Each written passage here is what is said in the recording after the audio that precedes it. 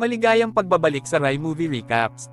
Narito na naman po tayo para sa isa na namang magandang pelikula na pinamagatang War Machine na pinalabas noong 2026. Kaya't ano pa ang ating hinihintay? Sit back, enjoy and relax, love you. Sa Afghanistan, may isang grupo ng mga military truck na bumibiyahe papunta sa gitna ng wala para tulungan ang isang convoy na matagal nang naipit sa kalsada. Isang staff sergeant ang galit na nagrereklamo dahil sayang daw ang oras, pero ginagawa lang niya ito para asarin ang kapatid niya na isa ring sundalo. Habang inaayos ng staff sergeant ang isang truck, sinabi ng kapatid niya na dapat nasa frontline sila at sumali sa Army Rangers. Sa simula, hindi interesado ang staff sergeant, pero pinaalala ng kapatid niya ang pangako nila na lalaban sila ng magkasama, kaya nagbago ang isip niya. Biglang may tumamang missile sa isang truck, sumabog ito at napaatras ang lahat. Maya-maya, nagpaputok na ang mga Taliban insurgents sa convoy, kaya nagmadali ang mga sundalo na kunin ang kanilang armas at gumanti ng putok. Sunod-sunod na sumasabog ang mga truck at tumakbo ang staff sergeant para magtago, pero nataman siya ng isang pagsabog at nawala ng malay. Pagkagising niya, masakit niyang tinanggal ang isang piraso ng metal sa kanyang binti. Tumingin siya sa paligid at nalaman niyang siya na lang ang natirang buhay na sundalo. Gumapang siya papunta sa kapatid niya at tuluyang bumagsak sa lungkot nang makita ang katawan nito. Pagkalipas ng 2 taon, nagising ang staff sergeant sa isang bus matapos mapanaginipan ulit ang nangyari. May suot siyang brace sa nasugatang binti at umiinom siya ng gamot para sa depression. Ibinaba siya ng bus sa Ranger Training Base sa Colorado kung saan sumali siya sa Assessment Selection Program. Sa Welcome Hall, kailangan nilang ibigay ang lahat ng personal na gamit at ilagay ang pangalan, papeles, at rango sa isang bag. Bawat recruit ay binigyan ng numero at ang staff sergeant ay naging 81 dahil sa kanyang record. Pwede sana siyang maging team leader pero tinanggihan niya ito. Nagbigay ng speech si Sergeant Torres tungkol sa aasahan nila. Ang training ay tatagal ng 8 linggo at sobrang hirap para subukan ang kanilang emosyonal, pisikal, at mental na lakas. Kung makarating sila sa huling stage, gagawa sila ng 24-hour mission na tinatawag na Death March. Kailangan nilang makarating sa finish line para maging ranger. Nagsimula ang training sa mga basic exercise para sukatin ang bilis at lakas nila. May mga ranger na nagtatapon ng tubig para magmukhang ulan. Kahit basic lang, may mga natanggal pa rin sa training. Sa pangalawang round, mas mahirap na ang exercises. Kasama na ang training sa gabi sa ulan at matagal na pananatili sa ilalim ng tubig. Habang tumatagal, parami ng parami ang natatanggal. Pagkalipas ng 4 na linggo, nag-training sila sa kagubatan. Nag-uusap ang iba, pero si 81 ay laging nauuna at mag-isa. Pagdating ng iba, pabalik na siya. Inaasar siya ng iba pero hindi niya pinapansin. Kahit sa pagkain, mag-isa lang siya. Kasunod na training ay pag-akyat ng lubid sa ibabaw ng ilog at hand-to-hand combat. Patuloy na pinapakita ni 81 na mas magaling siya. Isang araw, tinanong ni Torres kung may experience sila sa actual na labanan. Kaunti lang ang meron. Nang turn na ni 81, naging awkward ang lahat dahil alam nila ang nangyari sa convoy niya. Pagkatapos ng shooting practice, kumain ang team at kinuwento ng iba ang ginawa ni 81. Nalaman nila na binuhat niya ang kapatid niya ng 10 milya pabalik sa base at nabigyan siya ng Silver Star.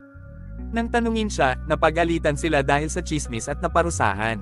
Sa balita, may na-detect na asteroid ang NASA na dadaan malapit sa Earth. Habang lumilipis ang mga araw, lalo pang humihirap ang training. Palihim na umiinom ng gamot si 81 kapag tulog na ang lahat. Isang gabi, nakita siya ni number 7. Kinabukasan, sinabi ni 7 na alam niya ang ibig sabihin ng tato ni 81 pero hindi niya ipinaliwanag. Nalito si 81. Sa susunod na training, may simulation ng rescue mission. Kahit fake ang pagsabog, bumabalik ang trauma ni 81. Sa underwater exercise, pinilit niyang magtagal dahil sa alaala ng kapatid niya. Halos malunod siya kaya hinayla siya ng iba at binigyan ng CPR. Kalaunan, nanood siya ng balita tungkol sa asteroid na nahahati sa mas maliliit na bahagi. Pinayuhan siya ng mga superior na tumigil na dahil sa mental condition niya. Ayaw niya at tinanggihan niya ito. Sa huli, pumasa siya sa training.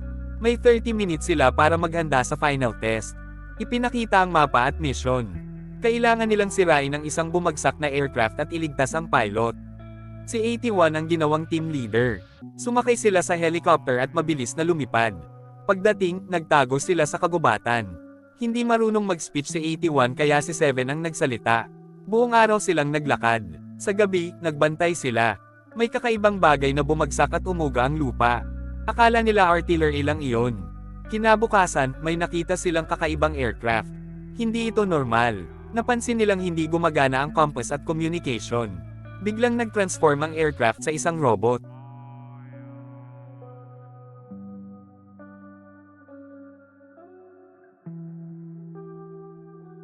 Gumamit ito ng laser at umatake.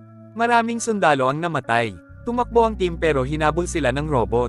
Napunta sila sa bangin at sumabog ang bomba. Nahulog sila at malubhang nasugatan. Naalala ni 81 ang nakaraan. Pinilit niyang bumangon at ayusin ang sarili. Tinulungan niya ang natitirang team. Hinahanap nila ang radio pero wala na ito. Pinilit niyang magpatuloy ang grupo kahit gusto ng iba na magluksa. Habang tumatakbo sila, patuloy ang pag-atake ng robot. Dumating sila sa bukas na lugar at pansamantalang nagpahinga. Inalagaan ni 81 ang sugat ni 7 kahit natatakot siya sa dugo.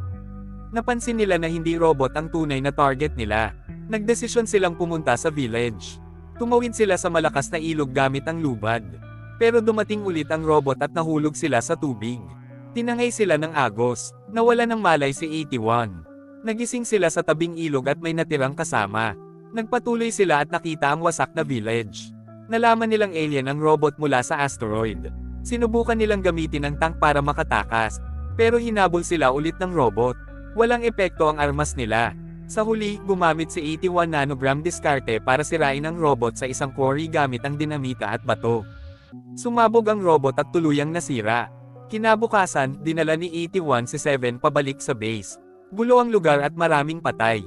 Sinabi ng commander na kalahati ng battalion ay nawala. Ang mga robot ay kumalat na sa buong mundo. Ibinahagi ni 81 ang kahinaan ng robot at ipinasa ito sa lahat ng bansa. Tinanggap siya bilang ranger. Sa huli, sumakay sila sa helicopter para lumaban. Nakatulog si 81 at sa panaginip niya, kasama niya ang kapatid niya, hindi na sa digmaan, kundi sa isang tahimik na sandali. At dito na nga nagtatapos ang pelikula natin para sa araw na ito. Maraming salamat sa panunood.